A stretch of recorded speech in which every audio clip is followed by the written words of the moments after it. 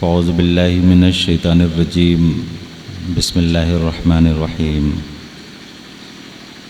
لقد کان لکم فی رسول اللہ اسوۃ حسنہ صدق اللہ مولانا العظیم وصدق رسولہ النبی الامین الکریم ونحن علی ذلک لمن الشاہدین والشاکرین والحمد للہ رب العالمین۔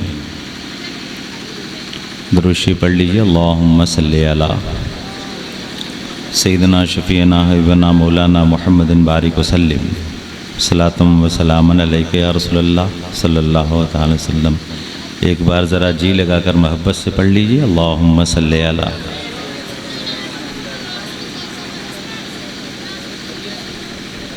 درود شریف پڑھنی چاہیے۔ اس پورے بزم اور جلسے کا جو محصل ہے یوں کہیے درود شریف ہے۔ کہہ دیجئے سبحان اللہ۔ آپ سمجھ رہے ہوں کہ میں بہت بڑا عالم ہوں۔ یہ ہمارے نقیب اہل سنت ہلچل سیوانی صاحب قبلہ کی محبت کہہ لیجئے، انہوں نے جو چاہا کہہ دیا، ورنہ منانم کے مندانم۔ میں بہت بڑا مولوی نہیں ہوں، اگر مولوی بھی ہو جاؤں تو کامیاب ہو جاؤں۔ ابھی تو سب لوگ علامہ ہیں، مفکر ملت اور غازی ملت۔ ہمارے یہاں سنیوں میں کسی چیز کی کمی نہیں ہے، ابھی مولوی کی کمی ہے، لیکن مولوی کی کمی ہے۔ مولوی ہرگز نشد مولانا روم، تا غلام شمس تبریزی نشد۔ کمی ہے، اور جب ہم مولوی ہو جائیں گے نا سب ہو جائے گا۔ بات یاد آ گئی ہے تو سماعت کر لیجئے، چونکہ تقریریں ہو چکی ہیں۔ حضرت علامہ راشد میاں مکی صاحب قبلہ کی بڑی اچھی تقریر ہوئی ہے، علمی، معلوماتی، نکاتی، اب جو کہہ لیجئے۔ بلکہ ایک سمندر ہمارے درمیان اونڈیل کے چلے گئے۔ یہ الگ بات ہے کہ ہمارے سر کے اوپر سے وہ تقریر بہت سارے لوگوں کے اوپر سے چلی گئی ہوگی، صرف قرآن کو انہوں نے بولا۔ کہہ دیجئے سبحان اللہ۔ ایک جملہ انہوں نے کہا کہ ہونا اور ہے، پانا اور ہے۔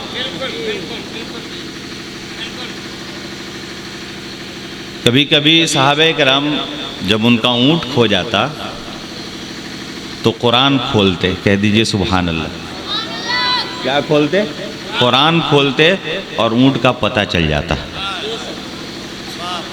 ہونا اور ہے، پانا اور ہے۔ قرآن پڑھتا سب ہے، سمجھتا سب نہیں ہے، اور جس کی جتنی حیثیت ہے، جتنا علم ہے، اتنا پاتا چلا جاتا ہے۔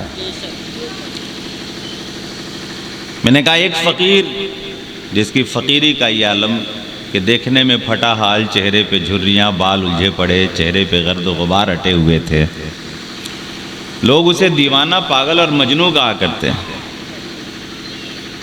درسگاہ میں گئے تو دیکھا کہ پڑھایا جا رہا ہے سیرو فی الارض۔ کیا پڑھایا جا رہا تھا؟ سیر کرو زمین پر، لیکن اس کا ترجمہ کیا ہوتا ہے؟ سیر کرو زمین میں۔ فی کے معنی ہوتا ہے میں، عربی میں۔ سیرو کے معنی سیر کرنا، سیر کرو زمین میں، لیکن وہ ترجمہ کیا کر رہے تھے؟ سیر کرو زمین پر۔ وہ فقیر بیٹھا، ایک دیوانہ بغل میں بیٹھا تھا۔ حضرت مولانا روم جو اپنے آپ کو مولوی کہتے ہیں، یہ مولوی اس وقت تک مولانا نہیں ہو سکا جب تک ایک فقیر کی غلامی میں نہیں آ گیا، اس وقت تک عالم نہیں بن پایا۔ جب انہوں نے پڑھایا سیرو فی الارض اور ترجمہ کر رہے تھے، اس فقیر کو جلال آیا، اور اس وقت کی جو کتابیں ہوتی تھیں قلم سے، روشنائی سے لکھے جاتے تھے۔ وہ سارے نسخے بالکل پریس سے چھپ کے نہیں آتے تھے، قلمی نسخہ ہوتا تھا، قلم سے لکھتے تھے، کتاب جمع کرتے تھے اور بچوں کو پڑھاتے تھے۔ اس دیوانے نے پوری کتاب ان کی اٹھائی اور لے جا کر سیدھے بھاگتا بھاگتا کنویں میں ڈال دیا۔ کہتے مولانا روم پیچھے پیچھے دوڑے جا رہے، بچاؤ بچاؤ، یہ تو کتاب لے کے جا رہا ہے، پاگل آدمی کیا کرے گا۔ اور لے جا کے سیدھے کہاں ڈال دیا؟ کنویں میں ڈال دیا۔ آپ ہی بتائیے روشنائی سے لکھی ہوئی کتاب اب باقی رہے گی؟ جب کنویں میں ڈال دیا سب پانی میں ختم۔ وہ بھی کاغذ اور روشنائی کا مسئلہ ہے۔ یہاں پریس کا معاملہ رہتا ہے، نکال لو سکھا کے کام چل جائے گا۔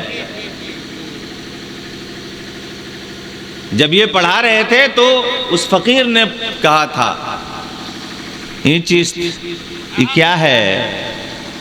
تو حضرت مولانا روم نے فرمایا یہ میرا قال ہے، تم نہیں سمجھ سکتے ہو۔ یہ میرا قال است، یہ میرا قال ہے، تم نہیں سمجھ سکتے۔ اچھا میں نہیں سمجھ سکتا۔ کتاب اٹھائی، لیے سیدھے کنویں میں۔ اب جب پیچھے پیچھے گئے اور جب کنویں میں ڈال دیا تو اب سینہ پیٹ کے رہ گئے، سر پکڑ لیا۔ کہا پوری زندگی کی کمائی برباد ہو گئی۔ انہوں نے پوچھا تم نے یہ کیا کیا؟ تو اس فقیر نے کہا وہ تیرا قال تھا، یہ میرا حال ہے۔ دیکھ اب کیا ہے۔ سر پکڑ کے بیٹھ گئے۔ کہا اب تو کچھ بچا نہیں۔ کہا کچھ نہیں بچا؟ کہا کچھ نہیں بچا، اب تو روشنائی اور قلم، یہ کاغذ، حال یہ ہے کہ پانی میں جانے کے بعد سب ختم۔ حضرات علامہ مولانا فہامہ سب کچھ بنتے ہیں۔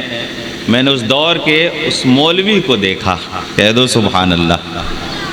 آج عالم ہیں، 2 لائن لکھنے کے لیے ہم مجبور ہیں، پریشان ہیں، نہیں لکھ پاتے ہیں۔ ان کی کتابیں دیکھیے، ان کے ساری چیزیں جمع کر کے جو علم کی روشنی انہوں نے پھیلائی، آج پوری دنیا اس روشنی میں نہا رہی ہے۔ آج عالم لوگ ناز کر رہے ہیں، آج انہی کی باتوں کو پڑھ کر کے پڑھا رہے ہیں اور انہی کے اقوال کو لکھ کر پڑھ کر کے پوری قوم کو عالم بنا رہے ہیں۔ اس دیوانے نے کہا کیوں سر پکڑ لیا؟ کہا اس کی کیا ضرورت؟ کہا اب تو سب کچھ ختم، اب کریں تو کیا کریں، تم تو سب برباد کر دیا، پوری زندگی کی کمائی ختم کر دی۔ اس دیوانے نے ہاتھ ڈالا اور پوری کتاب کنویں سے نکال کر باہر رکھ دیا۔ کہتے مولانا روم دیکھتے ہیں کہ کتاب کے اوپر ایک قطرہ پانی تک نہیں ہے، کہہ دو سبحان اللہ، ایک قطرہ پانی تک نہیں ہے، جبکہ مکمل کتابیں کنویں میں ڈال دیا تھا۔ جب نکالا تو ساری کتابیں سوکھی ہوئی تھی۔ تو پوچھا یہ کیا ہے؟ کہا یہ میرا حال ہے۔ اس فقیر نے جواب دیا وہ تیرا قال تھا جو تم ترجمہ کر رہے تھے، سیرو فی الارض، زمین پہ سیر کرو، نہیں، یہ بتا دیا کہ زمین کے اندر بھی سیر کیا جاتا ہے، اور اصل ترجمہ سمجھا دیا۔ اس کے بعد مولانا روم فرماتے ہیں میں اس وقت تک مولانا روم مولوی نہیں تھا، جب یہ دیکھا ان کے قدم ناز میں گر پڑے اور کہا اب کچھ نہیں چاہیے، یہ ساری زندگی آپ کے قدموں پہ نثار ہے۔ حضرت مولانا روم کو اٹھایا اس فقیر نے، سینے سے لگا لیا اور نہ نوازا، اتنا نوازا، اب فرماتے ہیں مولوی ہرگز نہ شد مولانا روم، تا غلام شمس تبریزی نہ شد۔ اب یہ غلام کیا ہو گیا؟ مولانا ہو گیا۔ حضرات ایسی ہی علم نہیں آتا ہے۔ اور جانتے ہیں آپ نے جو مدرسہ قائم کیا ہے اسے چھوٹا مت سمجھیے گا، اسے چھوٹا مت سمجھیے گا۔ میں آیا، دیکھا، خوشی ہوئی، پہلی بار میں آیا ہوں، 4 بچے آپ کے مدرسے سے فارغ ہوئے۔ آپ کی جو محنت کی جو کمائی جو آپ نے اس مدرسے کو دیا اس کا پھل موجود ہے، کہہ دو سبحان اللہ۔ یہ پھل ہے نا بھائی، اسی کو نا پھل کہتے ہیں۔ ہم نے پیڑ بہت پہلے لگایا، پانی پٹایا، دھوپ سے، ہوا سے، سب سے بچا بچا کے لایا تو اس میں پھل نکلا۔ یہ 4 پھل ہے۔ میری دعا ہے آنے والے سال میں یہ 8 ہو، 10 ہو اور زیادہ ہو، کہہ دیجئے آمین۔ اور حضرات سنیے، ایک بات بتاتا ہوں، یہ مدرسہ ہے جس کی وجہ سے آج مسجدیں بچی ہوئی ہیں، یہ مدرسہ ہے جس کی وجہ سے آج خانقاہیں بچی ہوئی ہیں، یہ مدرسہ ہے جس کی وجہ سے آج امامت بچی ہوئی ہے، یہ مدرسہ ہے جس کی وجہ سے آج یوں کہہ لیجئے کہ دین بچا ہوا ہے، کہہ دو سبحان اللہ۔ اگر یہ مدرسہ نہیں ہوتا امام کہاں سے لائیے گا؟ ذرا بولیے نا، مفتی کہاں سے لائیے گا؟ قاضی کہاں سے لائیے گا؟ امام کہاں سے لائیے گا؟ پیر صاحب کہاں سے لائیے گا؟ اور بغیر پڑھے ہوئے پیر صاحب اگر ہو جائے تو آپ کو وہ تو جائے گا ہی، آپ کو بھی لے کے چلا جائے گا۔ ہوگا کہ نہیں ہوگا؟ اس مدرسے کو چھوٹا مت سمجھیے، بہت بڑا ہے۔ اور جانتے ہیں علم جس کے پاس آ جائے، حضرت علی فرماتے ہیں لیس الجمال باسباب تزیننا ان الجمال جمال العلم والادب۔ انسان جو کپڑا پہنتا ہے، پہننے کے بعد، لباس پہننے کے بعد خوبصورت لگتا ہے۔ جب کوئی کپڑا پہنتا ہے تو خوبصورت لگتا ہے۔ کہتے ہیں یہ کپڑے کی خوبصورتی کوئی خوبصورتی نہیں ہے، اصل خوبصورتی کیا ہے؟ جس کے پاس علم آ جائے، ادب آ جائے، وہی خوبصورت ہے۔ جس کے پاس علم آ جائے، ادب آ جائے، وہی خوبصورت ہے۔ کالا کلوٹا ڈی ایم آ جائے، گورے کھڑے ہو جائیں گے۔ اگر آپ کا ڈسٹرکٹ مجسٹریٹ اگر کالا ہی ہو آ جائے، سب گورے کھڑے ہو جائیں گے۔ اگر یہی چیزیں ہوتی، جو گورا ہو وہی سب سے بہتر ہے، وہی سب سے خوبصورت ہے، نہیں، جس کے پاس علم آ جائے وہی خوبصورت ہے اور وہی سب سے بڑا ہے کہ نہیں؟ ذرا بولی۔ اور جانتے ہیں ایک جگہ اور حضرت علی فرماتے ہیں، میں علم کی اہمیت سمجھا رہا ہوں، علم اسی لیے اپنے بچوں کو پڑھائیے۔ اور آگے فرماتے ہیں لیس الیتیم قد مات والدہ، جس کے والد مر جائیں، والدین مر جائیں، دنیا سے چلے جائیں، وہ یتیم نہیں ہوتا ہے۔ ہمارے یہاں ہوتا ہے نا، باپ مر گیا تو لوگ کہتے ہیں یتیم ہو گیا، وہ یتیم نہیں ہے۔ علی فرماتے ہیں وہ یتیم نہیں ہے۔ اصل یتیم کون ہے؟ جس کے پاس علم نہیں ہے، ادب نہیں ہے، وہی سب سے بڑا یتیم ہے۔ اور جس کے پاس علم آ جائے تو دوستو وہ یتیموں کا تو مداوع کرتا ہے، وہ یتیموں کا دوستو آقا بن جاتا ہے۔ اس کا تو حال یہ ہے کہ اس کے سائے میں جو چلا جائے وہ بھی سیراب ہو جاتا ہے، جو علم کی روشنی میں آ جاتا ہے اس کا دل بھی روشن ہوتا ہے، اور وہ جہاں جاتا ہے ہر جگہ روشنی بانٹتا نظر آتا ہے۔ آج اقبال، آج تو مدرسہ ہے، آج دارالعلوم ہے، آج اسکول ہے، کالج ہے، یونیورسٹی ہے۔ 200-250 سال پہلے آپ چلے جاؤ، کوئی مدرسہ ہو 200 سال پرانا تو بتائیے۔ میں نے کہا یہ علم والے، یہ اللہ والے جہاں بیٹھ گئے وہیں علم بانٹا ہے، اور وہیں سینے سے لگا کر کے عالم بنا دیا ہے۔ اب حال یہ ہے، یہ جہاں گیا ہے وہیں پہ علم بانٹتا نظر آیا۔ ایک چراغ جلایا، اور اس چراغ سے نہ جانے کتنے چراغ جلے۔ اور دوستو آج یہ مدرسہ آپ کے ہاں روشنی پھیلا رہا ہے۔ صرف یہ نہیں کہ آپ کا علاقہ روشن، بلکہ یہ بچے جہاں جہاں جائیں گے وہاں وہاں علم بانٹتے نظر آئیں گے۔ اصل تو کام یہی ہوتا ہے۔ تو آپ نے بہت بڑا کام کیا ہے، اور آپ کے کام کے اگر ہم خوبیاں گنائیں تو گنا نہیں سکتے ہیں۔ آپ نے اگر 10 روپیہ دیا، کتنا کامیاب ہے وہ 10 روپیہ۔ آپ کبھی اپنے دامن میں اور نگاہیں جھکا کے کبھی ذرا سینے پہ ہاتھ رکھ کے سوچئے گا، بات سمجھ میں آئے گی، اور آپ خود سوچیں گے کہ میں نے 10 ہی کیوں دیا، کیوں نہ اور زیادہ دیا ہوتا تو اور بچے ہوتے، اور مدرسہ بڑا ہوتا اور بچے زیادہ ہوتے، ہے کہ نہیں ہے؟ اور سنیے ایک بات بتاتا ہوں دوستو، اگر ایمان کی حفاظت کوئی کرنے والا ہے ابھی کے دور میں تو عالموں کی جماعت ہے۔ کہہ دو سبحان اللہ۔ اگر یہ نہ رہے تو آپ کے ایمان کی حفاظت بھی نہیں ہو پائے گی، ورنہ بہت سارے ملا مولوی گھوم رہے ہیں، کہیں گے نبی کو علم غیب نہیں، مصطفیٰ کا علم فلاں ہے۔ ایسا علم تو گائے گدھے بیل اور کھچر کو بھی ہے، لکھنے والوں نے لکھ دیا ہے۔ میں نے کہا پتہ یہ چلے کہ لبادہ یہی ہے، لباس یہی ہے، ٹوپی یہی ہے، داڑھی یہی ہے، حلیہ یہی ہے، سب کچھ یہی ہے، لیکن دوستو ایمان نہیں، سب کچھ ایمان نہیں، اور آتا ہے آپ کے بھی ایمان کو بڑے آرام سے لے کے چلا جاتا ہے۔ ایمان جانتے ہیں کس کو کہتے ہیں؟ آج لوگ کہتے ہیں مولانا صاحب وہ بھی اچھا، وہ بھی اچھا، وہ بھی اچھا، وہ بھی اچھا۔ ایک بات یاد آ گئی، ایمان کہتے کس کو؟ بس ایک واقعہ سماعت کیجئے، انشاءاللہ تعالی طبیعت خوش ہو جائے گی۔ کہہ دیجئے سبحان اللہ۔ مکے کا 2 کافر، جسے ہم حرم کہتے ہیں، خانہ کعبہ میں ایک پہاڑ کے اوپر ایک اونچی جگہ پہ جا کے بیٹھا ہے، اور حرم کہتے ہیں یہ حرم حرام سے بنا ہے، وہاں شکار کرنا حرام ہے۔ حالت احرام میں جا رہے ہیں تو اب جوئی مارنا حرام ہے، بال اکھڑنا حرام ہے، سبزیاں اکھڑنا حرام ہے، سب کچھ حرام ہے۔ گویا کہ یہ فساد کرنا، جھگڑا کرنا، یہ ساری چیزیں وہاں حرام ہے۔ یہ 2 حرم کے اندر، اور حرم صرف خانہ کعبہ ہی کو نہیں کہتے ہیں، بلکہ ایک خط امتیاز کھینچا ہوا ہے، کئی کلومیٹر کی دوری ہے، اور بیچ میں خانہ کعبہ ہے۔ کہہ دیجئے سبحان اللہ۔ یہ مکے کے 2 کافر اس پر بیٹھے ہیں۔ ایک بھیڑیے نے ہرن کا پیچھا کیا شکار کرنے کے لیے۔ میں ایک جملہ بولا ہوں کہ حرم کے اندر شکار کرنا کیا ہے؟ حرام ہے۔ جب دوڑانا شروع کیا تو یہ ہرن بھاگتا بھاگتا حرم میں داخل ہو گیا۔ کہاں داخل ہو گیا؟ حرم میں، خانہ کعبہ کے احاطے میں۔ اور جیسی داخل ہوا بھیڑیا اپنے قدموں کو روک لیا۔ وہاں شکار کرنا کیا ہے؟ حرام ہے۔ حرم کے اندر شکار کرنا کیا ہے؟ حرام ہے۔ اب بھیڑیا کیوں دوڑا رہا تھا؟ شکار کرنے کی غرض سے۔